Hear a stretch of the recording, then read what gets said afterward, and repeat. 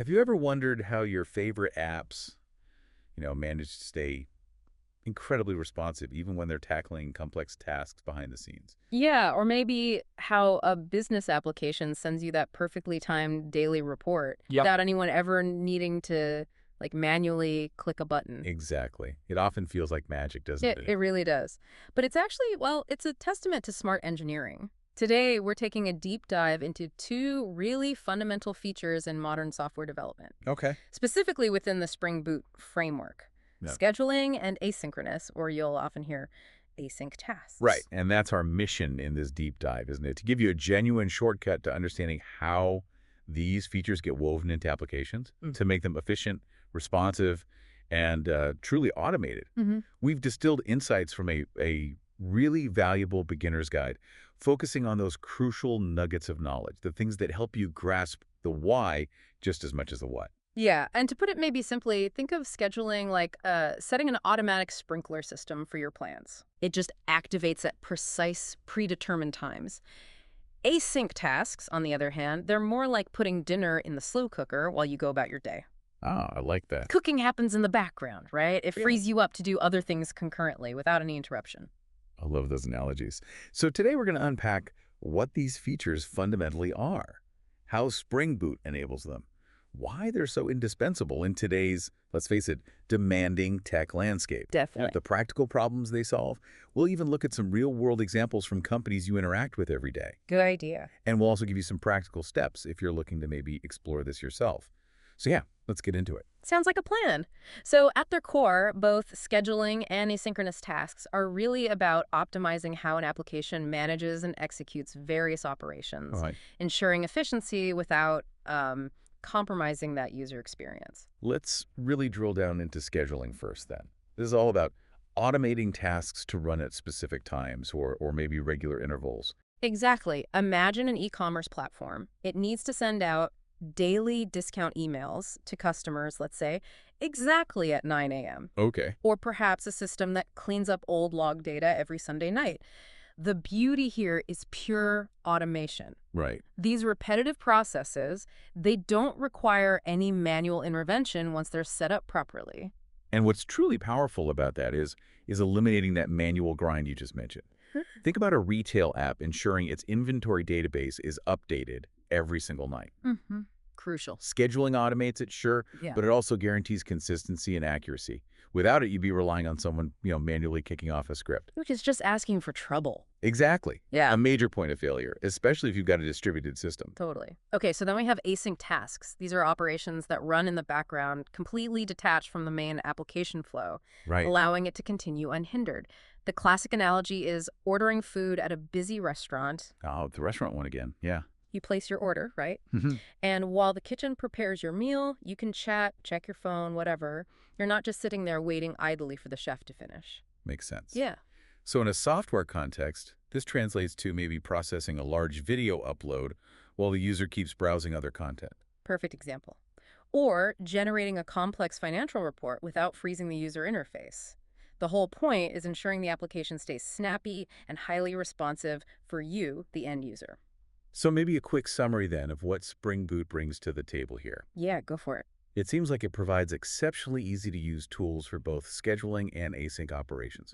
It lets tasks run independently, integrates seamlessly with the rest of the Spring Boot world, Right, the whole ecosystem. and offers remarkable flexibility for customization too. And that flexibility, that's really critical. Many early cloud adopters, they actually faced what some developers jokingly called callback hell. Oh yeah, I've heard that. Trying to manage background operations across distributed microservices, Spring Boot's unified abstraction, often just through simple annotations, lets developers think about background processes almost as if they were local. Ah, okay. It significantly simplifies designing those complex distributed systems. That's a fantastic point, abstracting away that complexity.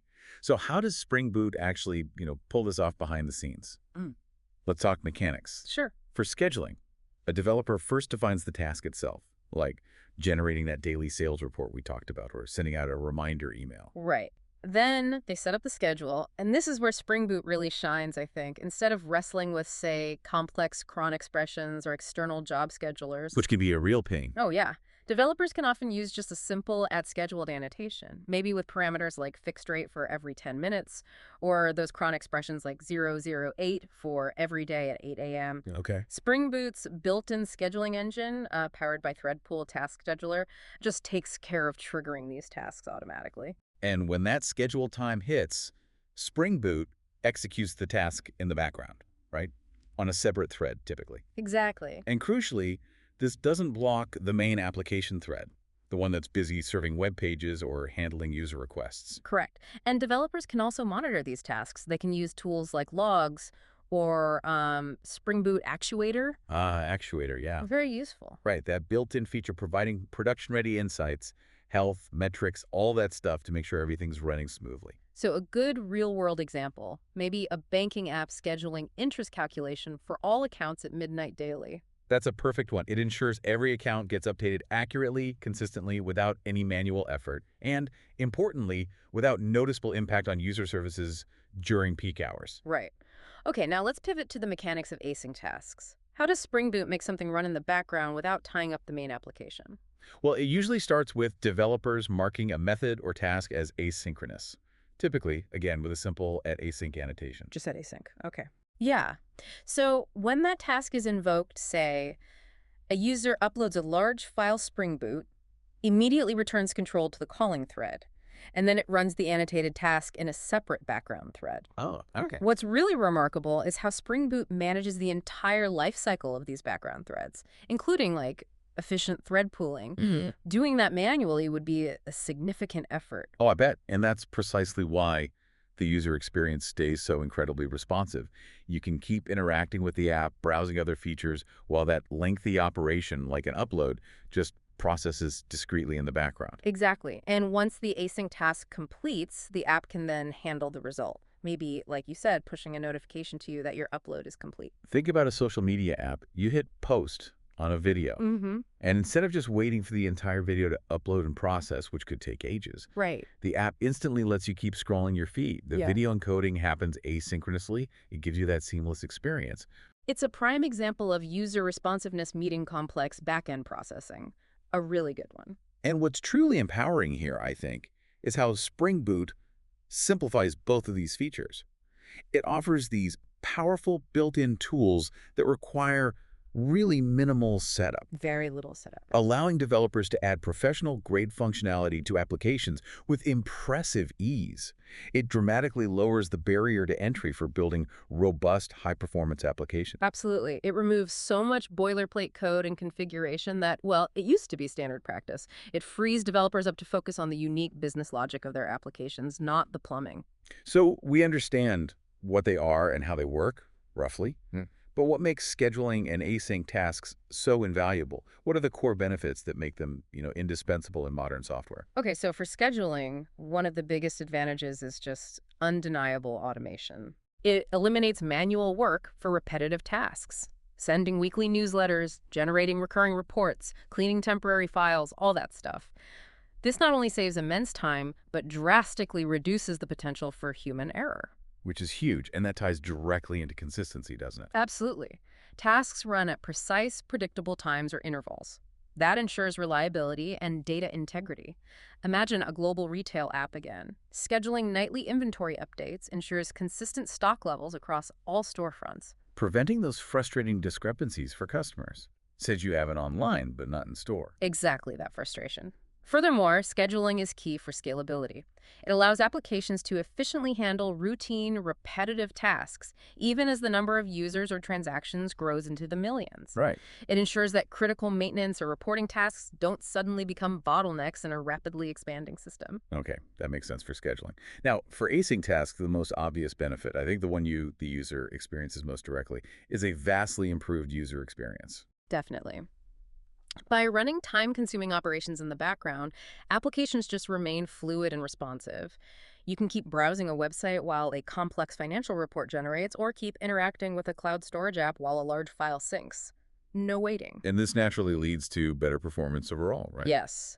By offloading heavy or particularly I/O-bound tasks, things waiting on networks or disks to separate threads, the application's main resources are freed up. They can handle immediate user requests much faster. preventing slowdowns, hangs, or even those outright crashes sometimes. Exactly, ensuring a smooth and reliable experience. And crucially, it provides immense flexibility. Async tasks support really complex operations, processing payment gateways, analyzing vast data sets, all without disrupting the app's immediate flow. Allowing developers to build much more sophisticated, feature-rich applications without sacrificing that crucial responsiveness. For sure. And for developers just getting started, or even, seasoned pros, Spring Boot's built-in support for both scheduling and async tasks is just a huge win. Not only are they straightforward to implement, but they also integrate seamlessly with other powerful components within the Spring ecosystem, like Spring Data JPA for database interactions, or Spring Security for authentication.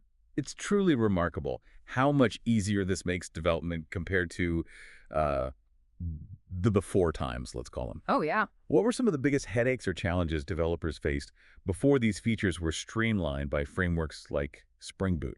Oh, way to start. Before, developers frequently dealt with manual task execution. Tasks like sending daily notifications or database cleanups often required someone to literally trigger a script manually. Wow. Or they had to cobble together these brittle custom scripts. It was incredibly time-consuming and, as you can imagine, highly prone to human error. Someone forgets, someone runs it twice. Yeah, disaster waiting to happen. Yeah. And the dreaded app slowdowns were just a constant threat, right? Constantly. Any time-consuming operation processing a large image, generating a big report, would simply freeze the entire application. Users would just stare at a spinning wheel. Leading to immense frustration and probably abandonment. People just give up. Absolutely. And setting up truly automated tasks, it was often a nightmare. Developers had to rely on external standalone tools like cron jobs. Classic cron. Right, those traditional time-based job schedulers in Unix-like systems. Or they had to write extremely complex, custom-built scheduling logic themselves. It was a maintenance headache, especially as applications grew. And as applications scaled, they quickly hit scalability issues. Managing these repetitive or heavy tasks became exponentially harder as the user numbers or data volume increased. Creating critical performance bottlenecks, making applications unresponsive at peak times, just falling over. And all of these factors combined, well, they led to a fundamentally poor user experience. Terribly poor. Users were forced to wait. Click send on an email, and you literally wait for the whole process to finish before you can type another word. That kind of friction made apps just frustrating to use. And for the development teams themselves, it meant a massive maintenance overhead. Right. Huge. Without standardized integrated tools, managing and debugging scheduled or background tasks was labor-intensive, often fragmented.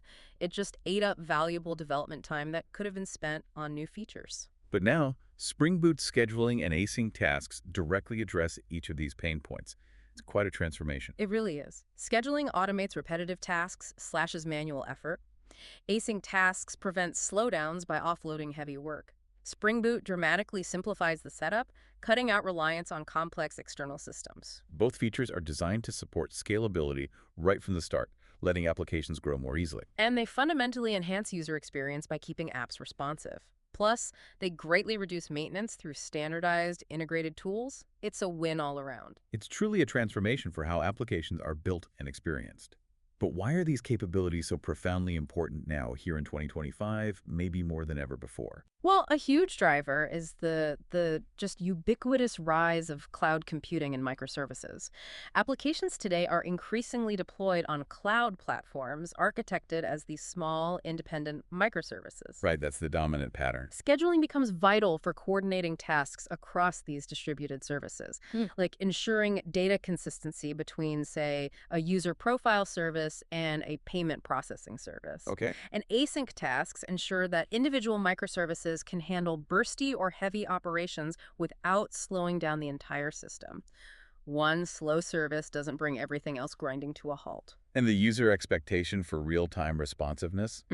It's just never been higher, has it? Absolutely not. We expect instant feedback from our apps. Banking, streaming, social media, it doesn't matter. Async tasks are the unsung heroes here, keeping apps smooth by handling those background jobs like photo uploads or video encoding. While scheduling ensures timely actions, like personalized push notifications, reach us precisely when they're most relevant, not 5 hours later. Exactly. Then consider big data and the growing need for automation. Applications are grappling with truly massive data sets now.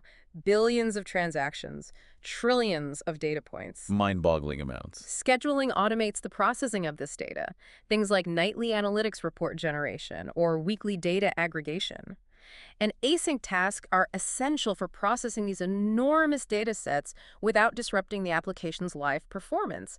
You can't freeze the app to run analytics. Makes sense. And in an era where cybersecurity and reliability are absolutely paramount, these features play a critical role too, don't they? They really do. Scheduled tasks enforce security by automating routines. Nightly security scans, certificate renewals, regular data backups to prevent loss. Critical stuff. And async tasks. They ensure that crucial security operations like multi-factor authentication checks or fraud detection algorithms don't slow down the user's primary interaction with the app, which is a major focus now in 2025, keeping security strong without adding friction. And from a business perspective, they enable rapid development and scalability. That must be huge. It is. Spring Boot's straightforward scheduling and async tools mean developers can quickly add powerful automation and background processing with minimal effort. This significantly accelerates development cycles. So a startup, for example, building a new service can rapidly implement automated email campaigns using scheduling. Right, and process user uploads asynchronously. It allows them to iterate and scale their offerings much, much faster with a smaller team. And finally, this translates directly to developer productivity and the job market, I imagine. Definitely. Spring Boot's simplicity in these areas dramatically boosts productivity. Developers focus on core features, not complex infrastructure plumbing. Which means? This simplicity has fueled a really high demand for developers skilled in these features. Across all types of companies, from those fast-growing startups to tech giants like Netflix and Amazon, learning these skills gives you a significant edge. In roles spanning web development, backend engineering, DevOps. Pretty broad applicability. Indeed. These aren't just niche skills anymore. They're foundational to building almost any modern, robust application today. Okay, so where do you see these concepts in action every day? Let's talk real-world impact. Make it tangible. Sure. Think about e-commerce platforms like Amazon. They rely heavily on scheduling for tasks like updating product prices daily, reflecting market changes. Right. And those async tasks, they're quietly processing your order in the background, updating inventory, sending confirmations, all while you continue to browse for your next purchase without a single hiccup. Seamless. And streaming services like Netflix, they must be master orchestrators of this stuff. Absolutely. They schedule tasks to refresh your personalized content recommendations nightly, ensuring you always have first suggestions when you log in. Okay. And they use async tasks extensively to encode new videos for all the different devices people watch on, while you, the user, just seamlessly browse their vast library, totally unaware of the heavy lifting happening behind the curtain. Even traditional finance and banking leverages this heavily, you mentioned. Oh yeah. Banks schedule daily transaction audits, complex reconciliations to ensure everything balances out. And when you apply for a loan or open a new account, async tasks are likely processing your application, running credit checks, notifying you of status changes. Without making you just sit there waiting on a blank screen. Exactly. And for startups, it's truly a lifeline. A small team building, say, a local delivery app. Yeah. They can use scheduling for automated driver notifications about new orders. They can process order updates asynchronously, sending notifications to both the driver and the customer in real time, all while running a lean operation with limited resources. That's a fantastic overview of where this technology really touches our daily lives. So, if all of this has sparked some curiosity and you're maybe a beginner looking to get started, what are some practical first steps? Okay, first, I'd say just learn the basics of Spring Boot itself. There are excellent introductory tutorials out there, platforms like FreeCodeCamp or just searching on YouTube. They cover core concepts, lay the groundwork. Get the foundation right. Then, specifically explore Spring Boot scheduling and async features. Exactly. Look for tutorials on official sites like spring.io or popular educational resources like Bildung. They often provide really practical, code-based examples that help solidify the concepts. Shows you how it's actually done. Next, and this is probably crucial, build simple projects. Yes. Don't be afraid to get your hands dirty. Try creating a basic reminder system that schedules daily notifications, or a simple web app that processes user file uploads asynchronously, maybe notifies them upon completion. Practical application is absolutely key to learning. And when you're ready to spin up a new project, leverage tools like Spring Initializer. That's start.spring.io. Oh, indispensable tool. It helps you set up a new Spring Boot project super quickly, pre-configured with all the necessary dependencies for scheduling and async support right out of the box. Saves a ton of setup time. And finally, maybe engage with communities. Definitely. Platforms like Stack Overflow or Reddit's Spring Community, or Spring Boot, for example, are fantastic places. Ask questions, troubleshoot issues, learn from other developers who are deep in the Spring ecosystem. Don't struggle alone. Great advice. So as we wrap up then, we've clearly seen how Spring Boot scheduling and asynchronous tasks are these powerful, really foundational tools. They automate repetitive processes, handle time-consuming operations in the background, making applications incredibly efficient, responsive, and, importantly, highly scalable. They directly solve those critical problems we talked about, like app slowdowns and manual errors, and their importance is only accelerating here in 2025.